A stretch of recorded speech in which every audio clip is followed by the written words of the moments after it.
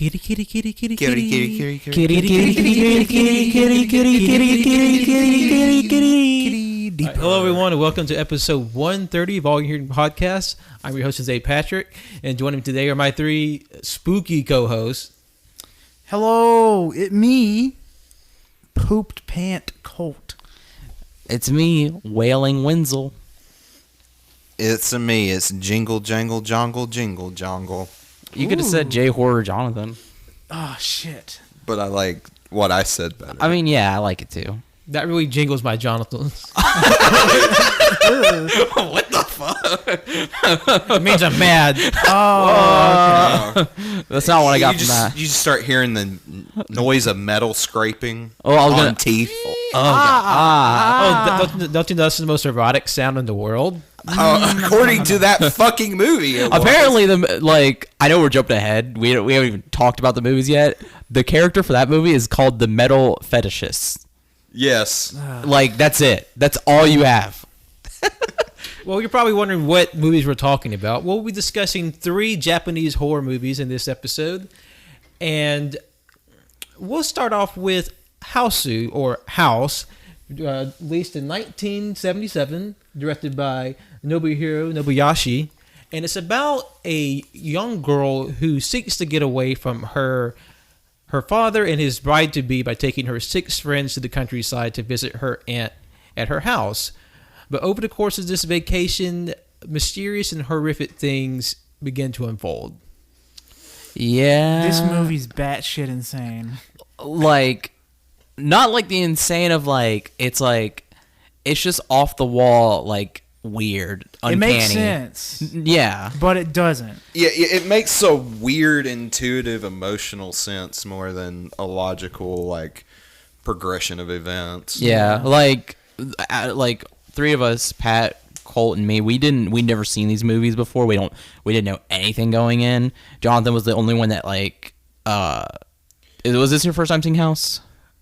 This was my first time seeing all of them. I just saw them twice. Today. Oh yeah, that's true. Yeah, so but I should say we all came in with fresh eyes, so no prior research or knowledge was done beforehand. And fuck me, I'm glad we did it. Yeah, I'm very glad that I didn't do any research. because the other movies, at least from my experience, like Tetsuo and Audition, the movies we'll be talking about later, I had an idea, and especially with Audition, I knew where that movie was going because it spoiled the fuck out of me. Ah, fuck. Yeah, I remember.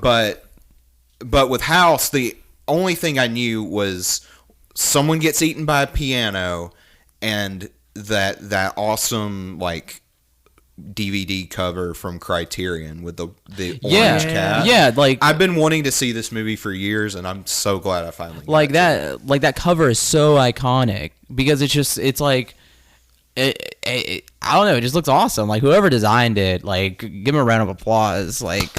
Good job. That was great. And you see that imagery later in the movie towards the end with the fucking cat, which the whole cat music scene solo. Oh, fuck yeah.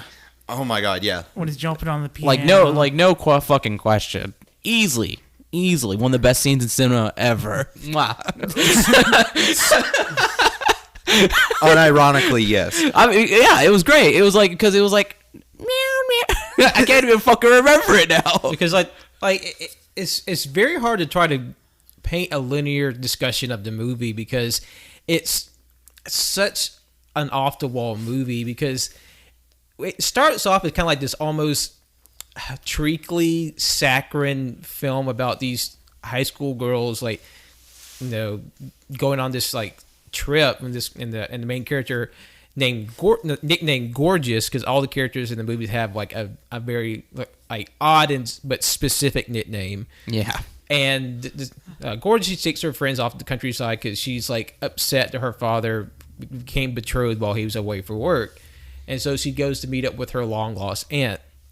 And just over the course of the movie, over the course of the intro, they explain her mother's story, how the aunt was in World War II. She had a fiance, and he went off to war. He never came back, and she was going to wait for him forever. And all the girls find this very romantic.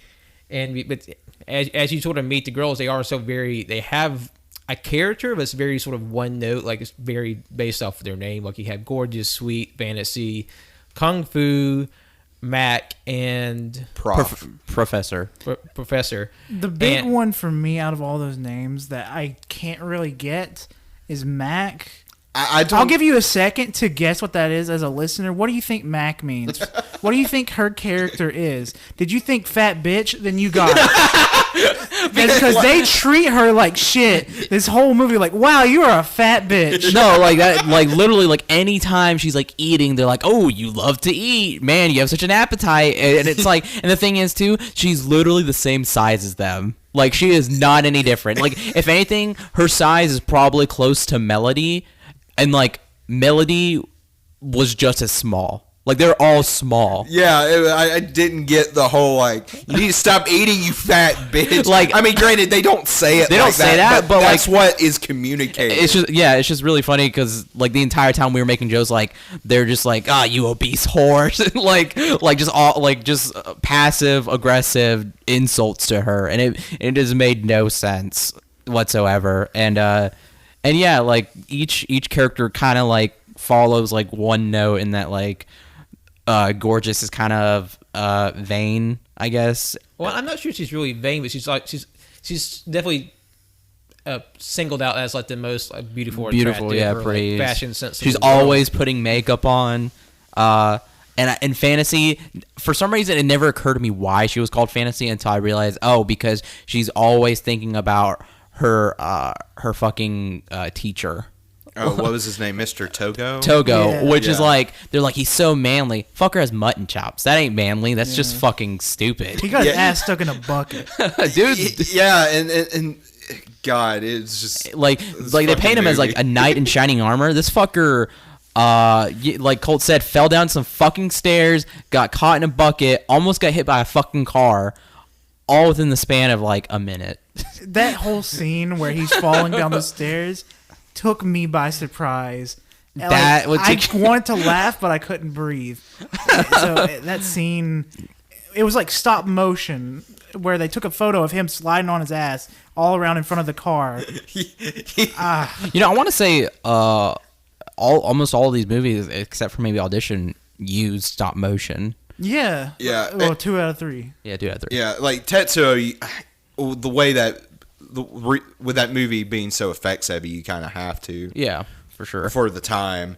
But like, I don't know, with this movie, it was just so charming, the effects, and it seemed like this movie used every fucking trick in the book that was available. That is something interesting, because I did some reading, and with House or Hausu, however everyone pronounces it, the director Nobuyashi, he made a deliberate attempt to make the effects the way they were, like intentionally sort of low grade and intentionally sort of almost, and his words, like a child had made it. Yeah. Because there's definitely different sequences in the movie where, like, as the girls are in the house and they're like, they meet the aunt, and she's sort of like, she's obviously kind of off from the beginning, kind of like, okay, something's up with this old lady. And over the course of the movie, like, the girls are sort of picked off one by one by the evil energies in the house. And like, as they are sort of like dismembered and like sort of killed by the house, it's always increasingly weird ways, and it's always presented in like really strange effects. Yeah, no, like when we say dismembered, these girls are dismembered. First girl, Mac, surprisingly she dies first. They realize she dies. The person who finds out she dies is Fantasy, because she picks her head out of a well, and then from there it goes into Sweet, which we don't really. She was smothered by mattresses. Or she was you buried the lead with the Max death. You didn't talk about the part where my bad, her fucking head just comes to life and bites Fantasy's ass. Yeah, I'm sorry. Keeps up blood and then disappears back into the well. Yeah. Never to be seen for the rest of the movie. and then Sweet just for some reason spends the entire night staring at a fucking doll and gets attacked by mattresses, and for some reason magically all of her clothes come off and she's gone. And that's how she died. And then the girls go in there to find where is she? Yeah, just pick up her underwear and just start sniffing Melody's like, it stinks. Like, oh, okay, that's nobody's business. But okay, and then she evacuated her bowels when she died. I mean, maybe I don't want to get into that. You don't want to get in the minutia of Japanese teenage girls dying and evacuating their bowels?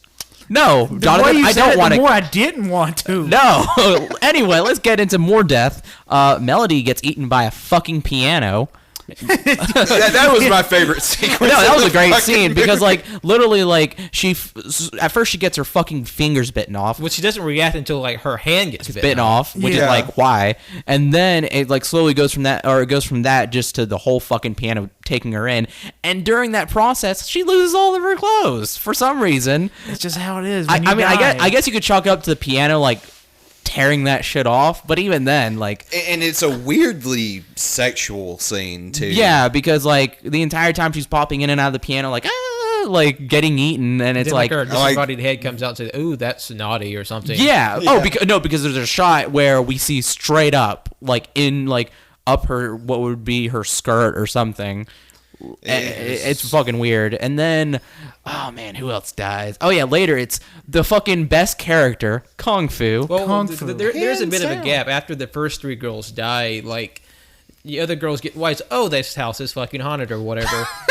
And then Gorgeous, she's kind of been like slowly possessed by the spirit of the ant. Cause, like, each time a girl died, the ant became like more and more mobile, going from a wheelchair to like walking and fucking dancing. Like she disappears into the refrigerator, hops onto the banister, and starts dancing. And then she has like this knowing look to camera. And that's literally the last time we see her in the movie. Which I did enjoy that because again we get the cat scene from that, but just that like in general was like that was like genuinely like creepy because in that moment like we're given a shot where it's from the banisters. Yeah, like she's in the rafters. Well, the rafters. Well, we get a shot from the rafters, but it's when Fantasy and Professor are like cleaning or something, and the only one to see what she does is Fantasy because as soon as Fantasy turns around, she goes right into her fucking refrigerator, and then and Fantasy screams, and like that was definitely like for me unsettling.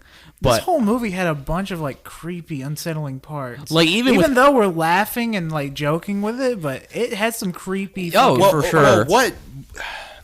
One thing that makes this movie just so unsettling is how uncanny everyone acts in the movie. Yeah, like the girls are like completely oblivious, and that's for like thematic reasons. But like no one is acting quote unquote, and the whole movie doesn't even start out normal. Like normally when you get these kind of more experimental kind of abstract movies like this, there's usually like a lead in to the crazy. This movie starts out fucking insane and just does not stop. It just gets more horrifying. Yeah. But on top of that, like the score never changes. It's constantly like effervescent and just like light and fun-hearted while this girl is literally getting eaten by a piano. Yeah, I think the fact that there's like a single leitmotif played like ad nauseum the whole movie, that sort of like indicates just the insanity and like of the setting, because there's one song that's played throughout the entire movie repeatedly, and it's almost just like this like a madness mantra. Like how you see in movies people going crazy repeat a single line over and over and over again, and that's kind of like in the background of the movie. It's the movie slowly going insane because it's just repeating this one song over and over and over. Maybe again. The house is crazy. Yeah. It's constantly replaying, which I liked it. I would say the soundtrack, the sounds of this movie was very good. Very good. But I want to go back to my favorite character, Kung Fu, who just at any time, total badass, beat the shit out of anything, break in the girl's auntie shit, like does not give a fuck. And then at some point, she fucking loses her skirt, decides to never put it back on, and is just running around the fucking house with panties. Like, okay, whatever, be you, girl. And then later, she fucking dies. But the way she dies is that when we're getting towards the end and the house is like officially going absolutely fucking insane. It's gorgeous, but she's possessed. It's Kung Fu, Professor, and Fantasy together, and Kung Fu's fighting And then at some point, one of the lamps from like the ceiling lights comes down and eats half of her body. But at that moment, Kung Fu's legs still are in a kick stance, and they kick the fucking cat picture frame because cat painting, because apparently that was the weak spot, which was proved to be wrong, because out of that a ocean of blood comes out. And in that ocean of blood, they're drifting, and then Professor just happens to fall in, and she, for some reason, loses all of her clothes, and we get some like shots of her swimming and twirling and doing flips in the water, and it's like, okay, whatever. And she dissolves, and that's the end of Professor. And then finally, we get to Fantasy. Who? How does she die? I don't remember. So we never see her die, but it's pretty heavily implied that she's killed as well, because Fantasy is Gorgeous's best friend, and they're introduced together at the start of the movie. And I guess like the house is filling with blood, and like Gorgeous is now like the heart of the house. She's now the epicenter of the cursed energy, and Fantasy sort of like washes up to her on the stairwell. It's like, oh, you survived. We're together now. And then the movie cuts away. Like, I guess it cuts away, and then you see her, I guess, who the woman who would be Gorgeous' stepmother, driving to the countryside to the house to meet her, as she said at the start of the movie. Like, I'll give her time to herself, and maybe we can sit down and discuss our future lives.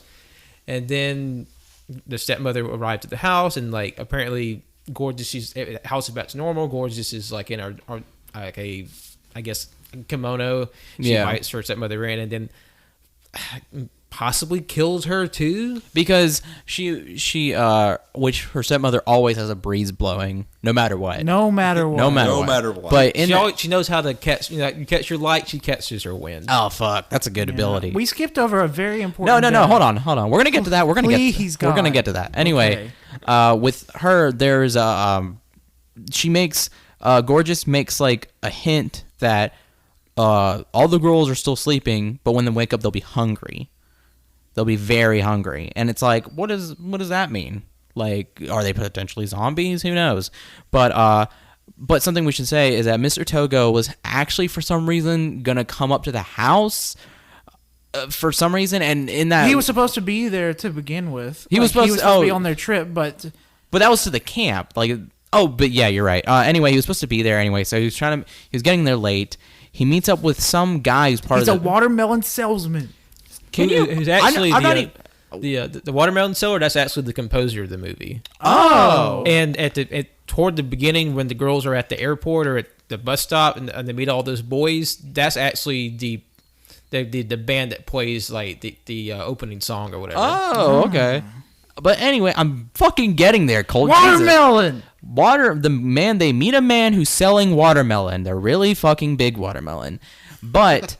And he just fucking whacks off or something. I don't know. He just very wacky, like, ooh, character. I shouldn't have said whack off. Yeah, he just starts jerking it. He says, like, do you like watermelon? And he's like, no, I don't like watermelon. He's like, what? And he starts freaking out. And he's like, I like banana. And he jumps in his car and he starts beating on his head. And he says, banana. And then it fades away.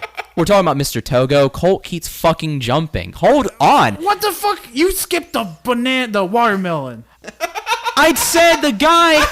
I was trying to build up to the fact that there's a guy that sells fucking watermelon, and then when they get up there, Mr. Togo gets up there. He encounters the guy trying to sell watermelon. He says he doesn't like watermelon, and he says what? And then he fucking dissolves into bones, and then the guy jumps into his car, starts hitting his head, saying banana, banana, banana, and then the next fucking morning, when the stepmother gets there, he's a bunch of fucking bananas. There, that wasn't hard. That didn't take long. You fucking. I got excited. It's my favorite scene.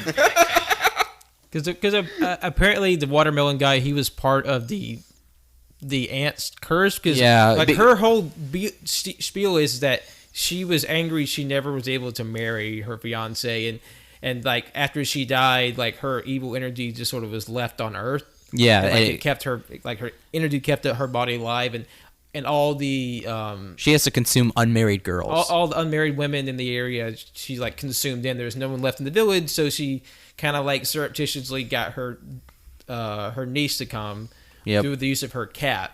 Yeah, Blanche. which apparently, for whatever reason, in the Criterion Collection, they changed the name of the cat from Blanche in the subtitles. The cat's just called Shiro in the Japanese version because they both mean white in their respective languages. Yeah. Fans of Golden Girls.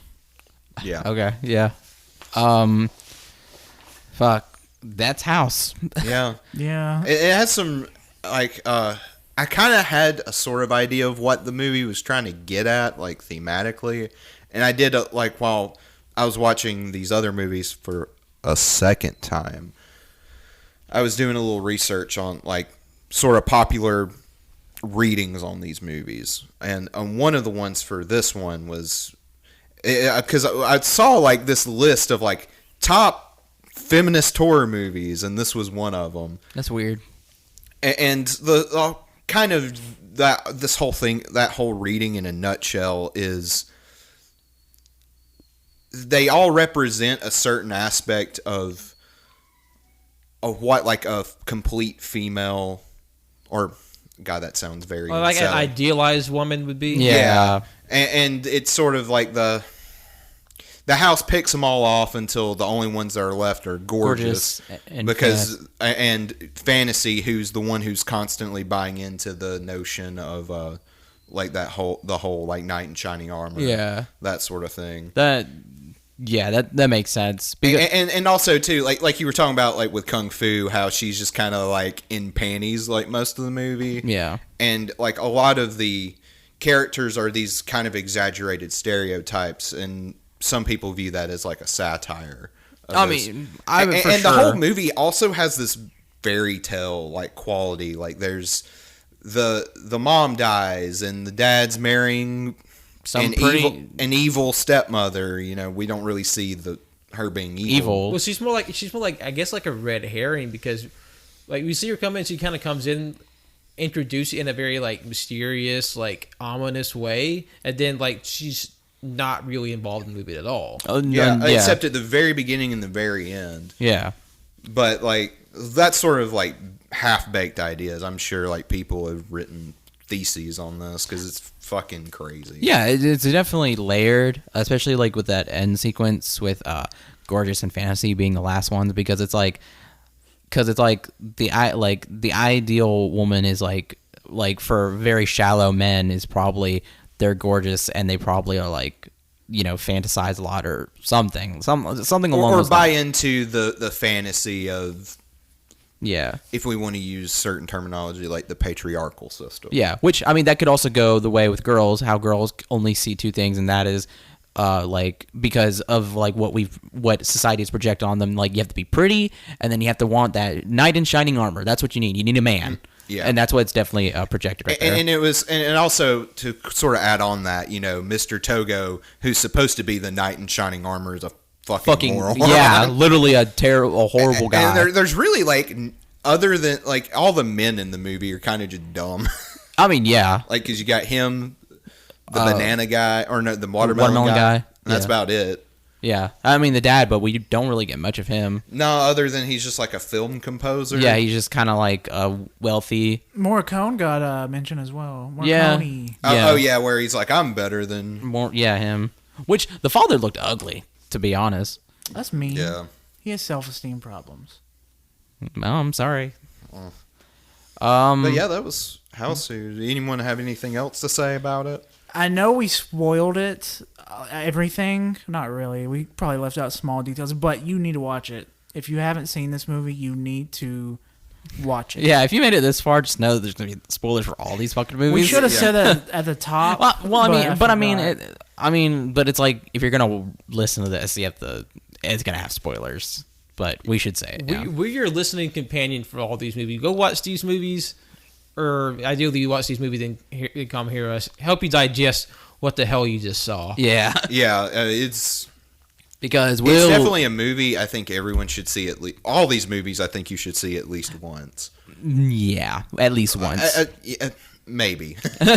We'll get to some of the other two later. Because about once, maybe all you can stand for some of them. Yeah. For sure. Which... No. Well, let's get into the second movie. Is everybody ready? I'm Final ready. thoughts? All right, which one are we doing next? The next movie we're doing is 1999's movie The Audition by Takashi Miike. And this follows a lonely widower who is encouraged by his coworker and his son to look into remarrying and just starting a new life. But when a facetious audition is placed in order for him to meet a new woman, the girl he meets is not exactly what she appears. Yeah. Yeah. Yep.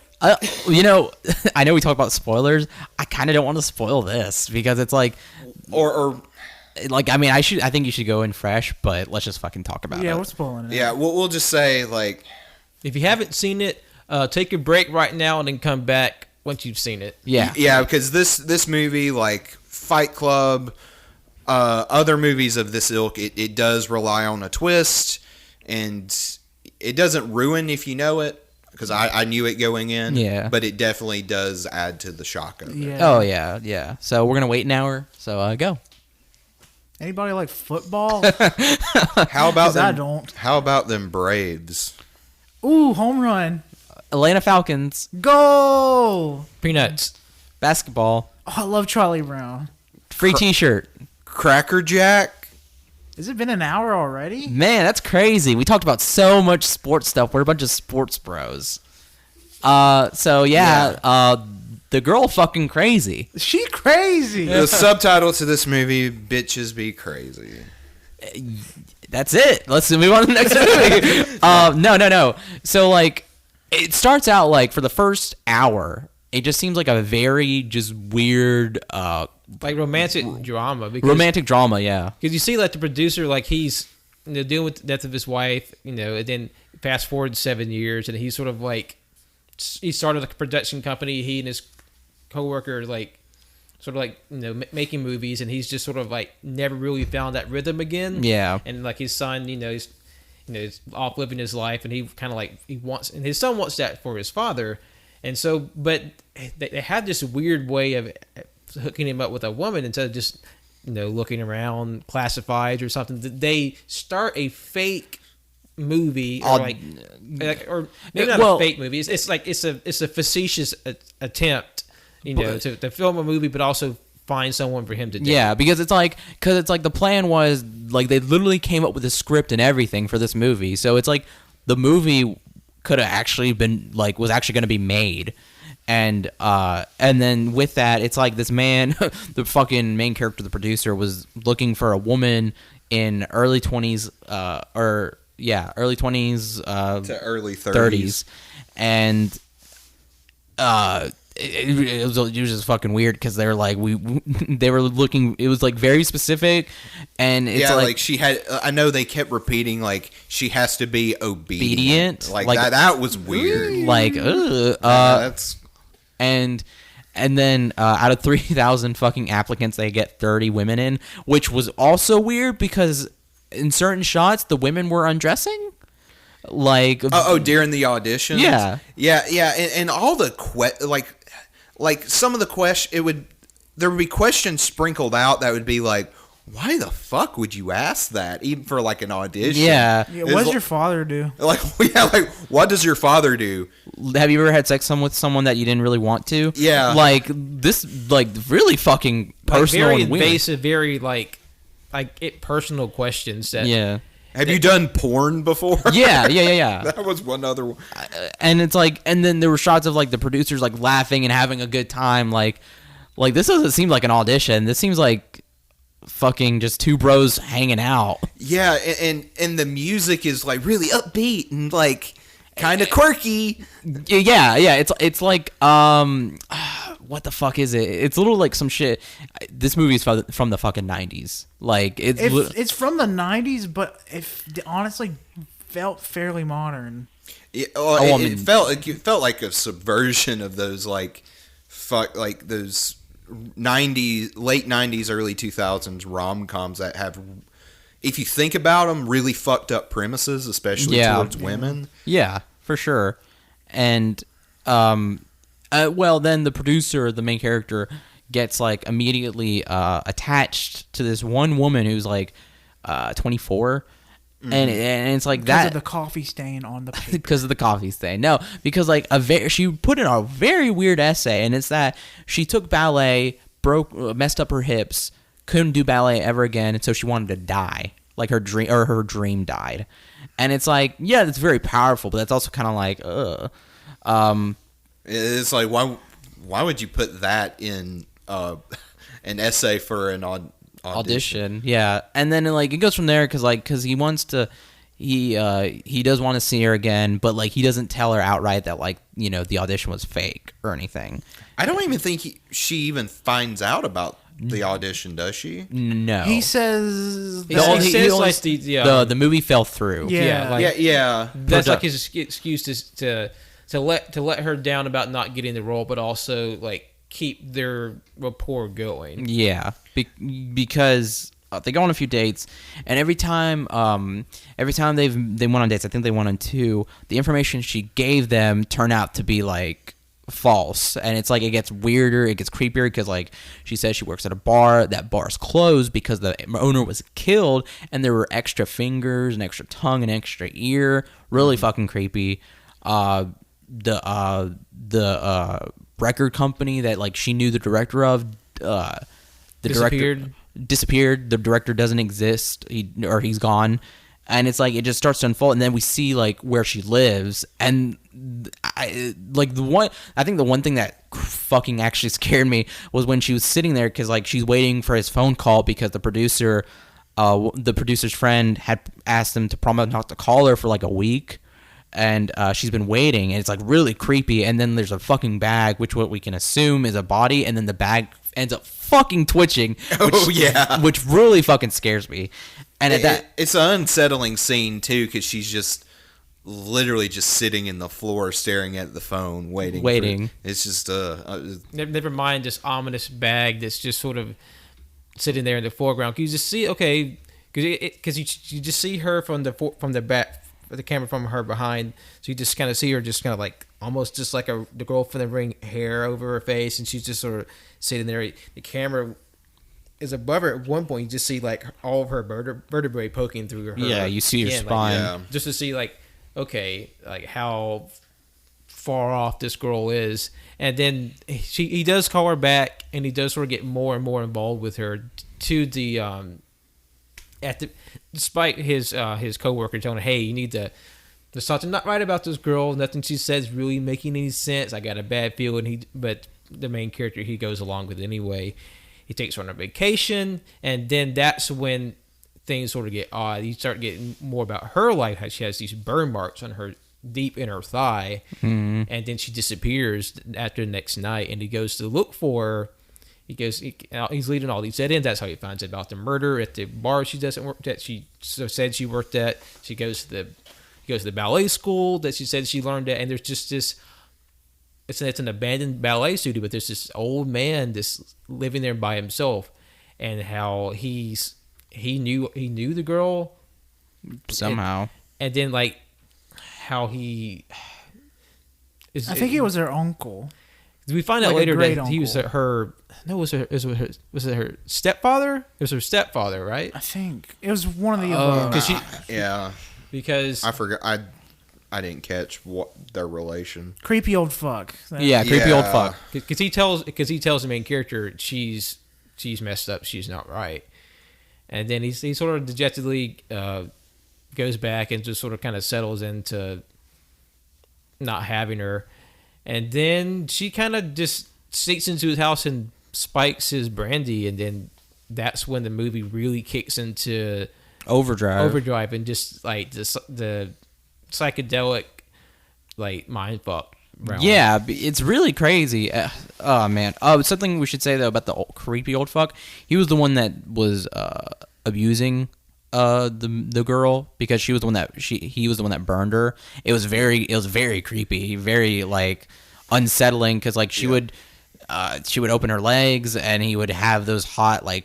But yeah, and that's where when we were talking about earlier, yeah, everyone should see this movie at least once. Those scenes in particular where it's like tread lightly, because it does. This movie in particular does deal with sexual violence. Yeah, and But anyway, with that crazy psychedelic trippy fucking scene, I don't even, because there's so much packed into that, because there's like a moment in there where like he goes, we don't even know if that was real, but he goes to her home, and when he goes there, I'm gonna skip ahead, but I'm gonna come back to this. Yeah. He goes to her home, and he opens the bag, and it's a man who is missing his legs, his feet, missing the fingers, only has his middle finger and thumb, missing an ear in his tongue.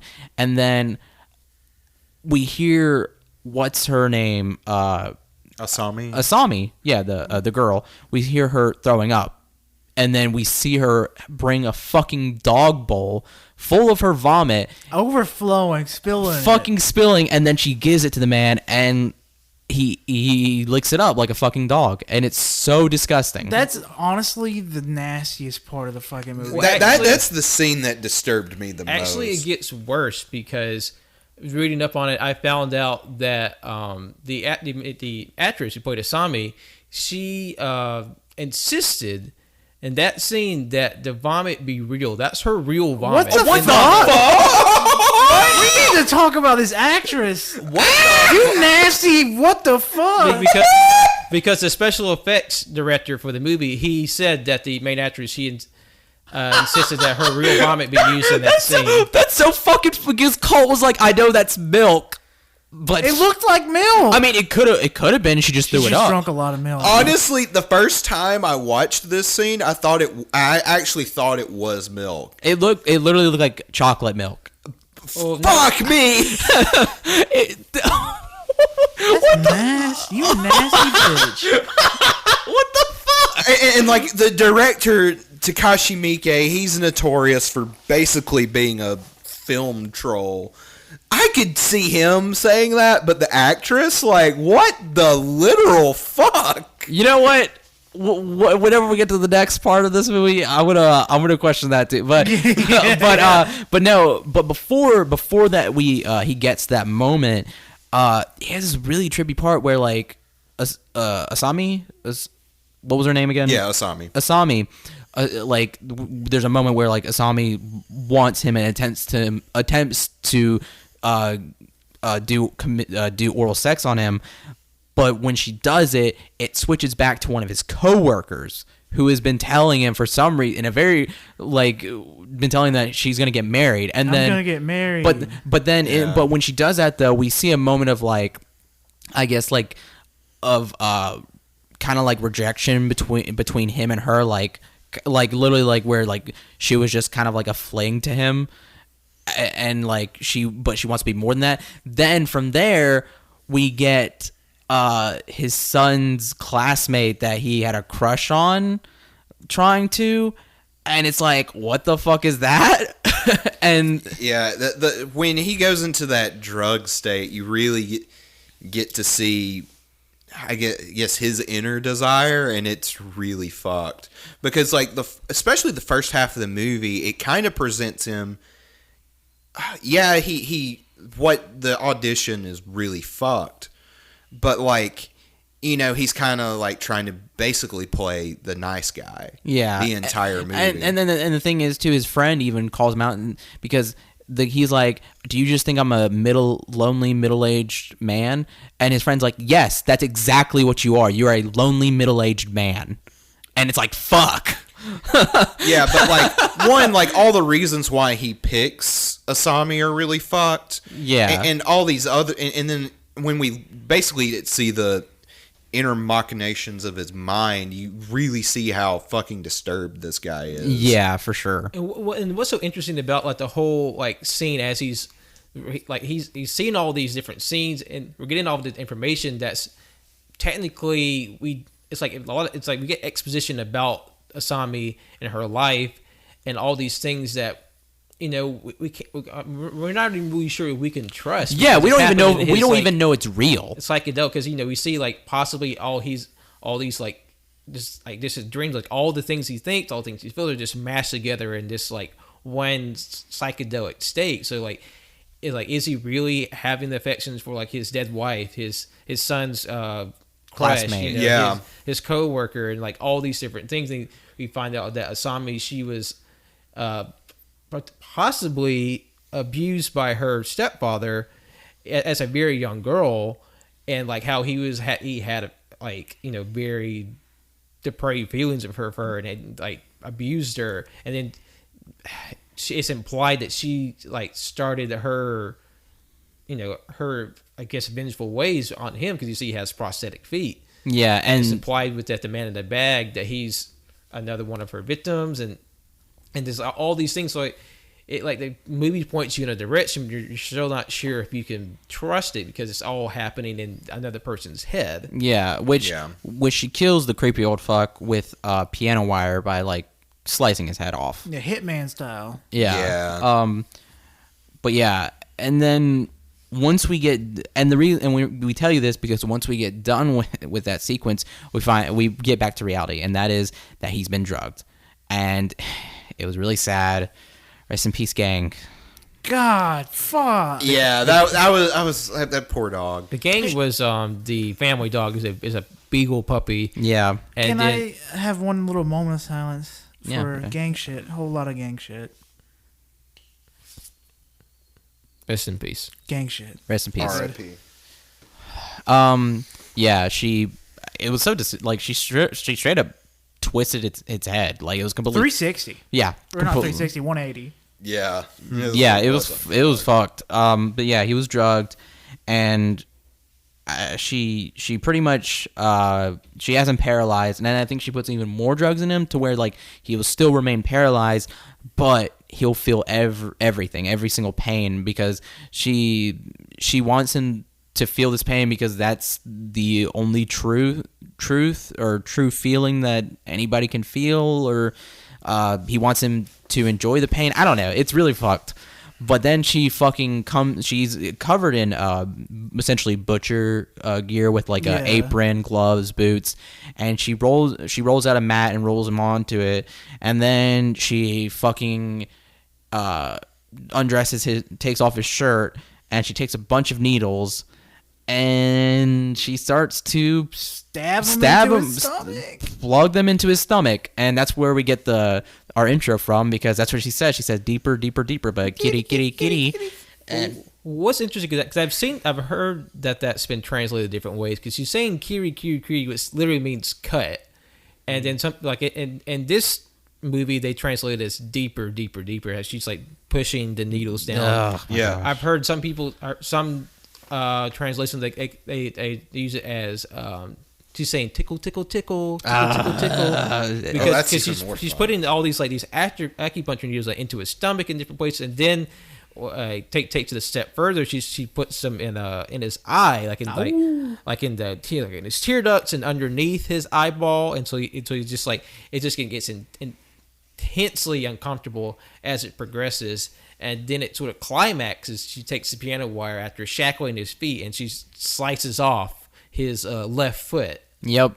And once she gets done with that, his son gets home. And also something I should mention is that before the girl was saying like, "You can only love me. You can't love anybody else." And that moment I was like, "Fuck." She's probably one of those crazy people who are like, you can't love your family, animal, anything. You can't love anybody. And that's who was her reasoning for this, was that nobody truly loves anybody, because you're always like being like, you're only getting half of like part of the attention or love that you would be, because like you're dividing up your love or whatever. But anyway, the man says, "Don't touch my son," and she's like, "Oh, you love your son," obviously hinting that she's gonna kill him too. But his son comes home and he's like, "What happened to you, Dad?" His son reaction to seeing their father undressed, needles in his body, and missing a foot. No. I get it. It's just really funny, because it's kind of like, it'd be funny if like he's like, "Son, I had a crazy night." But turns out I'm into some weird shit. But right before he comes in, though, the girl decides, what I'm assuming is getting some spray to knock him out. Yeah, and probably like mace or pepper spray. Probably, and then like she attempts to sneak up on him, and she fails, and at some point he decides to run up the stairs. No, you're forgetting a very crucial moment. What? Right before she sneaks up on him, has this like fake out ending where it cuts to Ayanama, the protagonist who had his foot sliced off, and Asami in the hotel from halfway in the movie. Yeah. Where he looks at his feet and he's like, my feet are yeah. Where it's almost that fake out ending of, it was really a dream the entire time. And then I kind of, like, when I first got to that, I'm like, fuck, we're really doing this? And then it was just like, nope. We're just going right back to where we were. Fake out, because what that meant, that he had like a shock moment, or it was just a complete trick by the director. It cuts it back to the son and the about to be snuck up by Asami, but he turns around at the last second. He's able to like dodge her spray, and they run around. He runs up the stairs, and she chases him up, but he's able to like push her off and knock her down the stairs. He has a powerful kick. Like he fucking she gets some air. No, horse kick. And so she falls in the stairs. Like, possibly broken her neck, because as she's letting, you kind of see like her neck like bulge and twitch. Yeah. That's unnerving. The son goes downstairs. He tends to his father, calls the police, and then as the movie's wrapping up, it goes into this scene where the main character Aoyama and Asami are kind of like locking eyes, and you hear a voiceover of basically the essay that she wrote, and then like this speech she had to him, like, you're the only one that saw me for who I was, and treating me like a person. But at the same time, it's like we're not sure if that's really happening either, because you see her talking or her mouth moving, and while this voiceover is going, and she's looking right at him. And so like, is this real too? Is this another hallucination? And after that, the movie ends, but it ends with a really jaunty theme. Yeah, like a complete whiplash of what you just saw. Oh my god, yeah, the credit sequence is just like this upbeat rock thing. It's like, where the fuck did this come from? Which I enjoyed that. Yeah, it was a really good song. Really good, but yeah, no, this movie is crazy. I don't want to see it ever again. I would just say, regardless of what you could stomach another scene, would this be a movie you would recommend? It very cautious recommend. Just because I wouldn't want to trigger something for somebody with this movie. Like, I mean, there is implied sexual violence, and I wouldn't say implied. I mean, it's pretty explicit. Well, I mean, all we see is him burn her thigh. I mean, it speaks for itself, though. Oh yeah, for sure. It's very apparent, like, what happens to Asami if that happened. Well, let's just go ahead and say there is sexual violence then. Yeah, for sure. Yeah. And on top of just the graphic violence at the climax of the movie. Yeah, like that in itself is just uncomfortable to watch. Yeah, like literally the last 30 minutes is just that. Yeah. Also, too, this movie is a slow burn. And that's definitely not going to be for everybody. Like, personally, I enjoyed it. I really liked how, like, the first half of the movie is basically just, especially, like, the camera is just, like, very flat angles. Yeah. It almost looks like it's intentionally boring, almost like a Lifetime movie type thing. Oh, yeah. That's what I've been trying to find out is, like, what does it remind me of? And it literally reminds me of Lifetime. Same thing with the last movie, too. It reminded me of Lifetime. But yeah, I think that's that's obviously intentional. And then once she leaves the hotel, but especially once he goes into that drug like fugue state, that's when like the camera gets really crazy and all the weird and harsh angles. Because that is something interesting about the movie, because it seems like it was sort of billed as like this romantic drama or comedy, and then that's the big twist. It's like, she's crazy, and it's just like descent and like this torture porn sort of thing. And so like I almost kind of, I mean, I guess at this point it's sort of like it's a known thing that it evolves into like a really fucked up horror movie. But I almost kind of wish for people who haven't seen it to experience it with going completely unexpected, because even like the box art for a lot of the stuff has Asami like with her piano wire and gloves on, so like something's going to happen. But I guess if you just watch it with no context, I feel like that impact it's much stronger, because I came in just knew something like happened with like the bag and the piano. I knew something was going to happen with that, but I didn't know to what how far it got. And also too, this movie is very notorious for being like fucking like fucked up and whatnot. And I think almost like how like people like the reputation of like movies like The Exorcist or Texas Chainsaw were ruined by like everyone was like, oh my god, this movie is inner superlative here, like the scariest movie of all time and the most fucked up movie of all time. And it definitely is fucked up. But if you go in with the mindset of watching like some like fucked up movie for 2 hours, you're probably going to be disappointed. In that sense. Yeah. So that's another reason I say this is a very cautious recommend. Yeah, for sure. I knew nothing about it. I remember I was gonna watch a video of Asian horror movies that I needed to check out, and as soon as I got to one of them, it said Audition. I turned it off. I was like, did not know anything, did not want to know anything, and I recommend. I mean, obviously, if you made it this far, or you went back and watched the movie, but I recommend just going in with nothing. Yeah. Or if you're recommending it to someone, give as little as possible. Yeah. Don't try to sell it with any sort of hyperbole. Just say it's Audition is fucked. I wouldn't even go that far. Yeah. I just tell people the premise of the movie. It's like it's this drama of this guy, this widowed guy who auditions these women to be his wife. Yeah. And just let people experience that. For sure. Like I said, make sure you know who you're who you're recommending it to. Which, something I should say, I completely forgot to say about House, because speaking of cameras, there was a few moments in House where the frame rate was just god fucking awful. Yeah. Where it went, it was like 2 frames per second. It was so disgusting. It made me sick. But anyway, of course, that it was all everything in the house was deliberate, like it was intentionally for sure. hanky and janky. One thing I forgot to mention about House was Nobuyagi's youngest daughter was frequently consulted in terms of like story for the movie. Yeah, that's what I read too. Because he said what makes like horror more frightening, because with adults writing movies, everything kind of has a logic to it. When children write stuff, it comes from an imagination where nothing really is explainable or makes sense. And like having like worked 3 years with a children's art charity, a lot of their stories are just kind of wild and out of crazy with no rhyme or reason.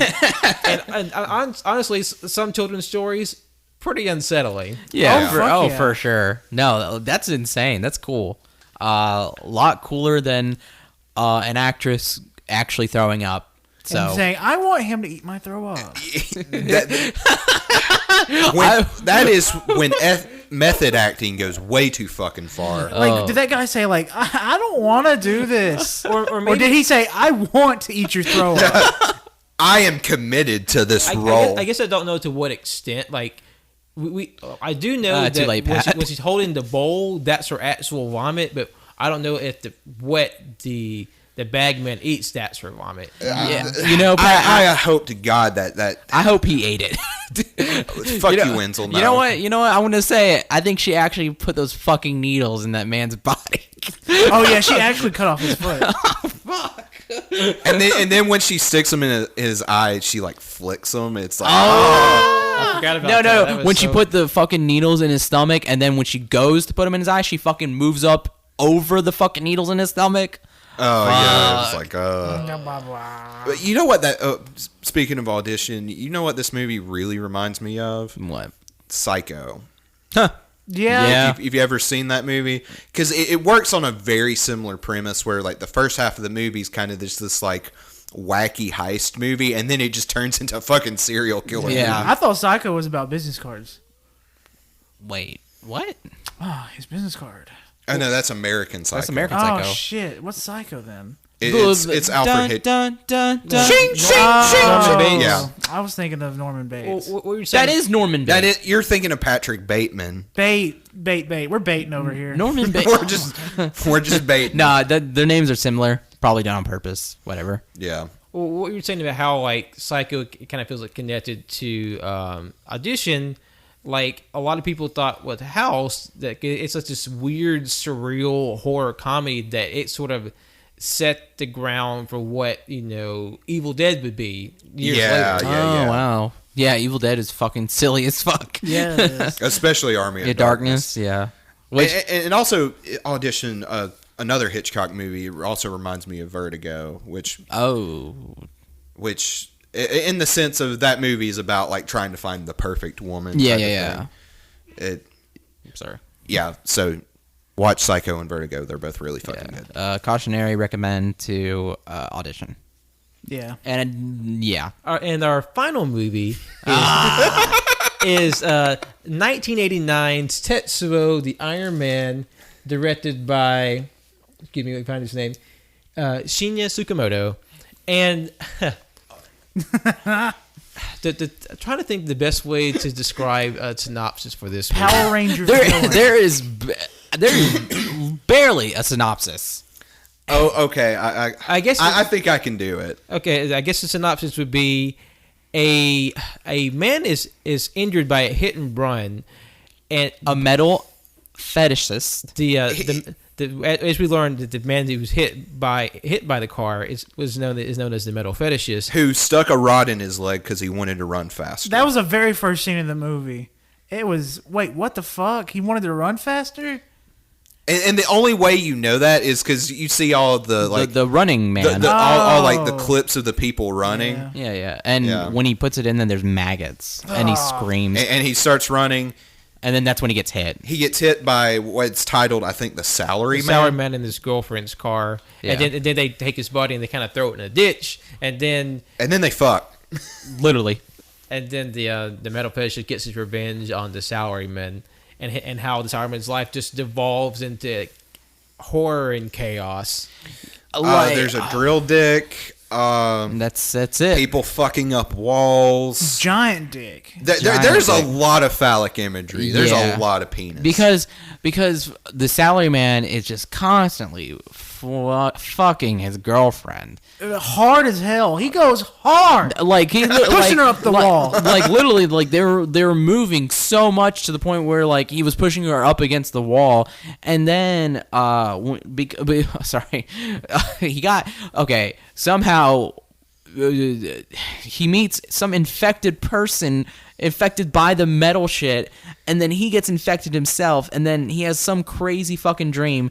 And like apparently in the like there are people in the movie who get possessed by the metal fetishist, or something, because like he leaves like scraps of shit everywhere, and if they touch it, it's like they get infected. Because the metal fetishist, like because he spent so much time like absorbing metal into his body, he gains like this sort of proficiency over metal, and it becomes like this very like surreal, nightmarish thing. Because there's when the Salaryman's at the train stop, he meets this normal woman. She pokes this pile of like flesh and metal, and she becomes possessed. Like her hair gets crazy, she grows like this metal arm, and she chases him around, and he becomes injured by her because he was already had like an affliction, like he had like a tack growing out of his cheek, and then through his encounter with the metal woman, like she gets chased around. He gets to the garage, like I guess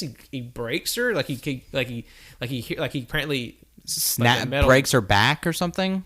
He kind of grips her so hard that she kind of just breaks apart, and then he goes back to his girlfriend, and he proceeds to fuck like nobody's business for half the fucking movie. Yeah. But then he has a nightmare where she has a really metal tube penis. It's very like prehensile, and it goes right into his ass. That whole scene where she's dancing with her that was dick. Fucking crazy. Yeah, probably the best part. I will say my favorite part definitely is the beginning. It was literally the intro sequence when industrial music is playing and he's just the main character is just going fucking crazy. Yeah, he wilding out.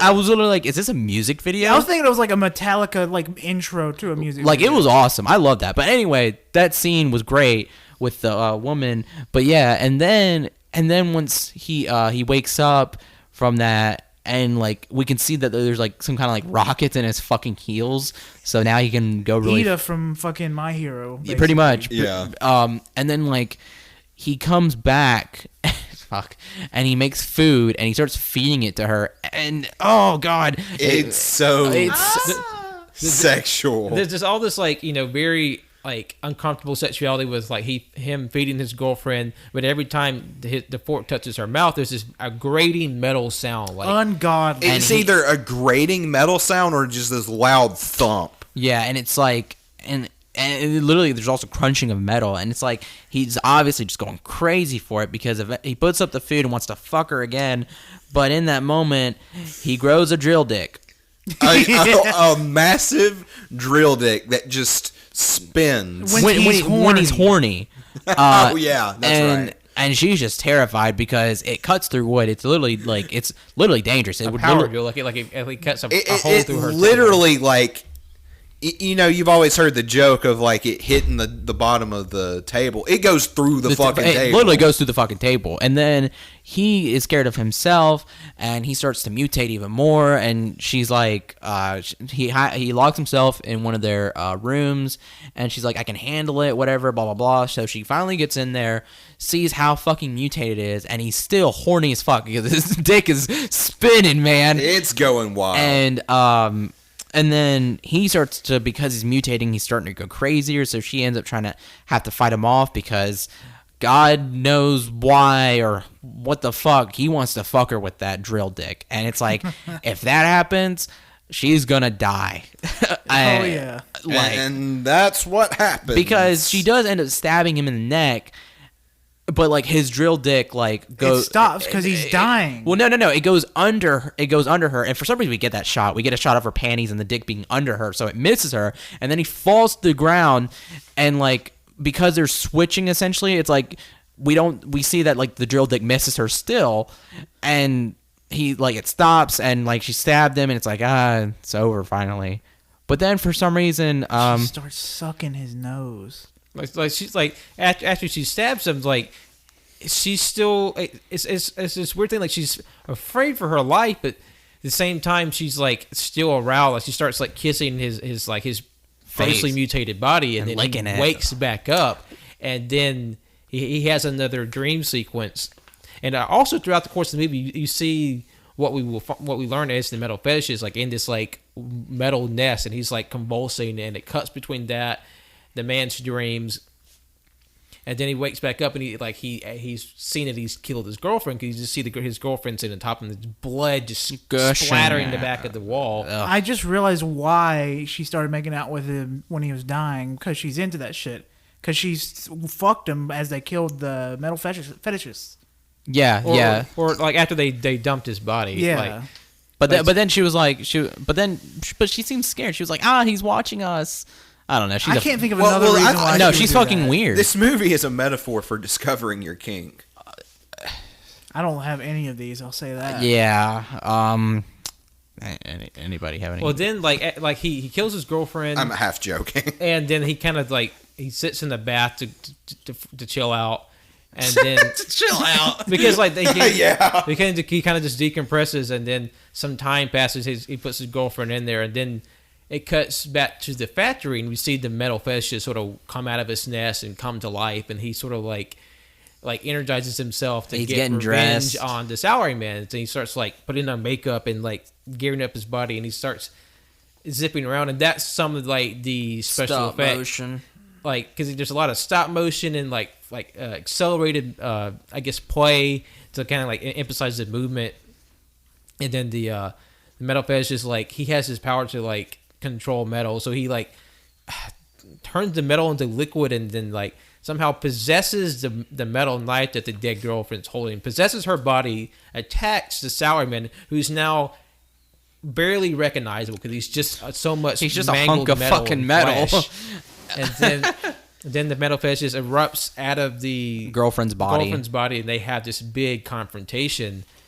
Or it's a back and forth for a while, or maybe we don't really know, because the metal fetishist is attacking the salaryman. The salaryman seemingly gets an upper hand for a moment, but at the same time, just the psychedelic, frenetic nature of the movie, we're not really sure what's happening. No, because it's like it's a really fucking abstract movie, and it's so loud. Yeah, it's so fucking loud. Like a lot, like aside from the industrial music, there's industrial sound, a lot of banging metal, and there's the moment where some guy starts beating the shit out of the main character, the salaryman starts beating the shit out of his head, and for some reason also hurts the metal fetishist for some reason, because I guess they're connected in a way.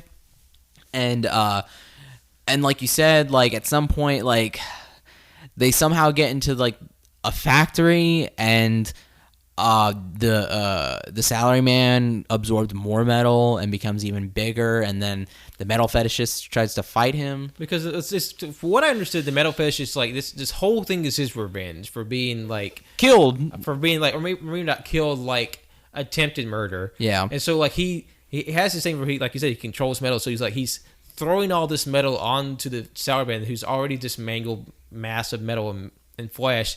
It becomes bigger and bigger. He's like this largely immobile, like throbbing, pulsating mass of metal. Yeah. And then at the same time, the metal fetish, he's becoming more and more grotesque, and he sort of explains his story like he's obsessed with metal. Like he inserts metal into his body, and it grafts onto him, it expands, and that's when we sort of understand the plot of the movie, how the salaryman and his girlfriend, they hit the fetishist, they ditched him in a forest on the side of the road, they had sex in front of him and left him to die. And so like that kickstarts his whole revenge tale.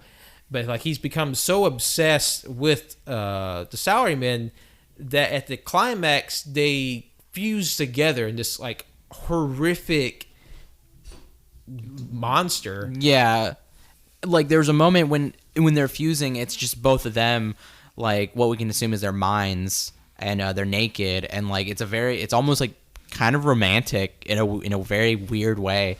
And yeah, they end up fusing and becoming even bigger. But the fucking thing is, the thing they fucking become, they become a giant metal penis. I mean, it's extremely phallic. Because it's a penis. It's a giant metal penis that has an arm sticking out of the tip of it, holding a fucking Uzi. Well, no, it's the metal finish is sticking at the top, holding an Uzi, and in that moment, him and the salaryman are like, "Yeah, we're gonna take over the fucking world and cover it in metal. We can, yeah, let's do it." And then the salaryman's like, "Yeah, let's do it." And then they fucking rocket off to go do that. But like, you know, it's a fucking penis because there's a shot where you see fucking behind the metal fetishist. Literally, it's the head. Literally the tip. He's coming out the tip of the head of a penis. It's literally a fucking metal dick. It's like this weird, like one of the interpretations of the movie, or there's an interpretation. I mean, like there could be many interpretations because of this it's movie. so abstract and it's so like non-linear in its storytelling and just its presentation. Some people say it's about human beings over-reliance on machines. Some other people say it's about homosexual awakening, because there is a lot of homoerotic like imagery toward the end, like the metal fetish's like obsession with the salaryman and how they fuse together and they're like in their mindscape where they're the metal. I mean, together. Even the metal fetishist said our love will conquer the world or something. Yeah, So no, I can see that. So like it's very avant-garde. It definitely wears its influences on the sleeve, because this is inspired by Eraserhead. Black and white. Somehow this movie is more crazy than Eraserhead. Like frenetic imagery, minimal dialogue. Like it's a lot to take in. Literally, when we say minimal, it's minimal. It's absolutely minimal. Like there might be like 20 lines of dialogue in the entire movie. Granted, the movie is only about like an hour and 10 minutes. But still, that's not much for as long as it is. Actually, an hour and 4 minutes. It's very short. I fucking... No, it's like, it's just a lot of yelling and metal sounds. And that's the movie, Tetsuo, the Iron Man. Yeah. They messed up when they casted Robert Downey Jr. Let me mention, too, this is Tetsuo 1, the Iron Man. There's 2 more. Yeah, because there's a sequel in, let's see. There's a sequel, Tetsuo 2, The Body Hammer, released in 1992, and Tetsuo 3, The Bullet Man, in 2009. And there's also a short film from 1986 called The Phantom of Regular Size, which is basically the director's like experiment with sort of like effects and ideas. It's basically the prototype for Tetsuo. Yeah. I like the industrial music and stuff. Oh yeah. But I would not recommend this movie to anybody. I could barely stand that hour and 4 minutes. I spaced out hard. Yeah, I know. Like when we like once we got done with the whole metal dick shit, the drill dick, I was like, I just want this movie to end. Yeah. It is very abrasive. It is very taxing. I mean, I can't say I can't say that like it's bad that it doesn't follow a normal film structure or anything. I can't say that's bad at all, because I think that was cool. I think that's great. But fuck me, that was tiring. That was so fucking slow. Fuck. I wouldn't say it was slow. For me, it was so fast and so stupid shit was happening. I don't even know if the slow, slow's not the right word. It was just, it's like Johnson. It's very taxing. It's almost agonizing in a way. It is because because it's so visceral and it's so like deeply uncomfortable in terms of like sight, sound, and just like experience. Like it's definitely not for the faint of heart, just in terms of like gore and violence and sexual. I don't think violence. any of these movies are. It's like surely none of them are, but this is definitely probably the most like confrontational and abrasive in terms of like a film to watch, and it's hard to recommend because this movie definitely will not be for everyone. It's definitely not even for everybody on the panel, and it's taxing to watch. It's really on a case-by-case basis. Yeah. Who would find this movie appealing? Yeah, and like, I'm a fan of weird shit like this. Like, I love Eraserhead. I know Cody on one of these podcasts will say it's poo-poo garbage, but I fucking love that movie. Which is probably its biggest inspiration. Yeah. But like, even Eraserhead isn't as... what's the word to describe it? Like... abrasive and just overwhelming. Like there was no chance to breathe, and part of that is the point of the movie. I get that, but the soundtrack is just overwhelming. It's just parts of it sound like clanging metal, and that's the point. Yeah, at the same time, it's like.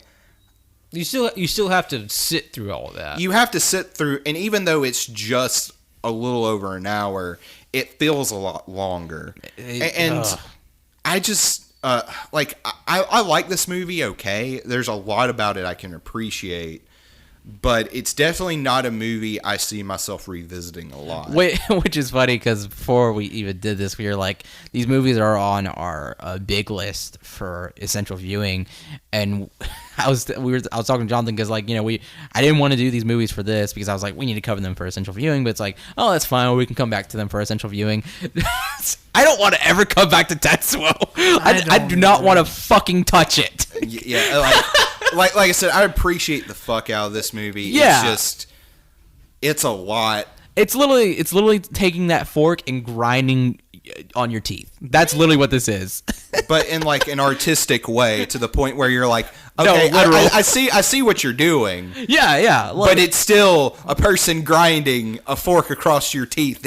It's which you have that happen in the movie. Yeah, it's both figurative and literal. Yeah, I mean, there's even a part in there where he takes the mental fetishist takes rebar and slides it across his teeth. Ooh, it's ribbed and it just.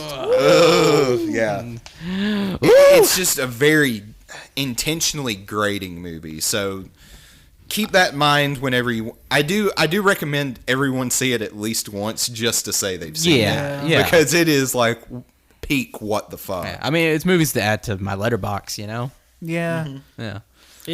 It's definitely experience, and even what we said, it can no way accurately describe what it's like to watch this movie. It can't. Exactly. It can't. No way. It defies description, and it's been a very trying day in terms of movie watching.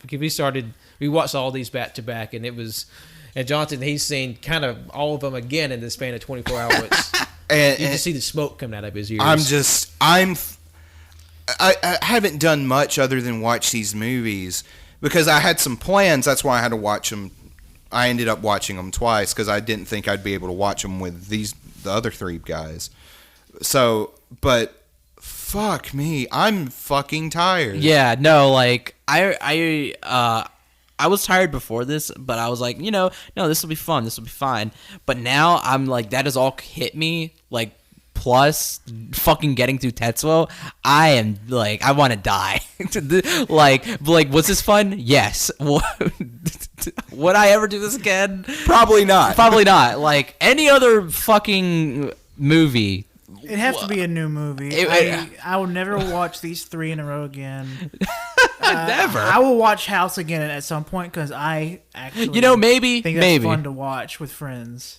Just especially with people who haven't seen it, just to be like, this is fun. Yeah. If I could take the industrial like music intro from Tetsuo, just take that and just like have that stored somewhere so I can come back and watch it. Yeah, I'm sure there's like a clip of that. Yeah. Somewhere. Same with Shin Godzilla. There's a scene in there that's the exact same. You'll know. Ah, fuck! I hit my hand. Yeah. So yeah, watch these at your own fucking risk. Yeah, these movies are all on Amazon Prime for rent. But if you for Tetsuo, we watched it. Oh, sorry, that's a guitar string. On Tetsuo, we watched that on Canopy, which is a streaming service for students. So, like, if you're going to a university, a college, even if you like have a membership at the library, you can access Canopy. It's just a bunch of free. Just make sure your university library supports it. Yeah, because I had to go. It was really weird. I had to go to the website, go through that, and then like get to it, and then it takes me to Canopy, and then it takes me to it was really fucking weird. Yeah, it's a fucking backwards. And then when I got the app, I had to sign up for an account, but then it was like, do you go to a school or do you have a library? So I had to go back to my school's page to sign in on there to link my accounts. It's really fucking weird, but it has a lot of free movies on there, so check that out. And plus, just maybe a taste for what the other directors have done. With Nobuyashi, there's a movie I want to see by him called School in the Crosshairs. Is about a young girl with psychic powers at a high school who coming to terms with her abilities, but also has to confront a transfer student with psychic abilities. Ooh. That it forms a task force of other students who become these psychic Nazi warriors, and she has to fight her fellow students. Okay. And Takashi Miike is who directed Audition, has like probably the most diverse, like, I guess, portfolio of a director I've seen. Doesn't he have 100 movies? He has like a huge collection of movies. And there's like a lot of years where he'll do like 5 to 8 movies a year. Yeah. Wow. And some are like very dark and subversive and gritty, and some are like basically children's movies. Like Each the Killer, one of his most famous movies, 13 Assassins, Yatra Man, Zebra Man, like all these sort of strange, unusual movies that we could probably do a whole episode on just Takashi's like for sure filmography. Not all of it, but yeah, some of it. Yeah, definitely. And definitely not all of them are hits either. But Yeah. I definitely would want to cover like Dead or Alive. They say that one's wild. Fuck. He also did the live action JoJo Part 4 movie that came out a few years ago. Yep. Okay. So like he's definitely one to really explore. Which me and Colt, there's a character in Audition who is he's the best friend of the producer, the main character. We were like, guy looks familiar, that actor, and he actually was in the JoJo movie. Yeah. I think he plays Jotaro. That makes sense. So that's fun. Yeah.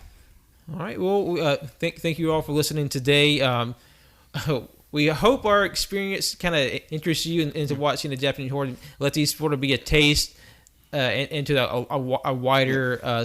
How would everyone rank them before we leave? Oh fuck. House number 1 for me. House number 1, Audition number 2, and then Tetsuo at the bottom. Literally how we watched it. House, Audition, Tetsuo. I wouldn't even put Tetsuo in there. Just House and Audition. Yeah. Same for me. House, Audition, then Tetsuo. This one's hard because because I know Audition is a more like straightforward, easy to watch movie, but it is very. I guess honestly, they're all kind of slow in their own ways, but I feel like House is just start to finish such a weird ride. It's on the front more enjoyable to watch. So I guess like the rest, I would say House, Audition, and Tetsuo. But I would say let this be a springboard. You're dipping the toe of a larger cinematic world, and maybe use this as a way to explore like more directors, more movies, and that's something that we're doing ourselves with essential viewing and just regular episodes. Just expand and see all the different unusual movies in the world. And I think that's a start of a bigger journey for all of us, and hopefully for you as well. Thank you all for listening. You can follow me on Twitter, Instagram, and Letterboxd at John Lost His Name. Follow my art on Facebook, John Lost His Name Art. You can follow the podcast on Twitter and Instagram at AYC's Podcast. You can follow us on SoundCloud, iTunes, Google Play, Google Podcasts, Apple Podcasts, Overcast, any RSS feed catchers. You can follow us on Twitch at twitch.tv/AllYouCanHear. We're streaming. Colt and Winslow, they did a spooky stream with Resident Evil 2. And any of our streams, they live in perpetuity on YouTube. You can go to that AYC's Podcast. And let's see. I think that's all of our big plugs. And everybody else plug their stuff now. My name's Colt. You follow me on Twitter at ColtD00. All I gotta say is careful when you're pulling your watermelon up from the well because it might eat your ass. Yeah. Like groceries. Mm-hmm. Oh, fuck. I love Gene Yaeko. Anyway, thank you for listening. You can follow me on Twitter at WinsleyWilkie. You can follow my art Instagram at World of Winsy. Thank you. My name's Jonathan. You can follow me on Twitter and Letterboxd at JohnOdinson12. Rest in peace, gang. Gang! Gang, gang. Gang shit. Yep.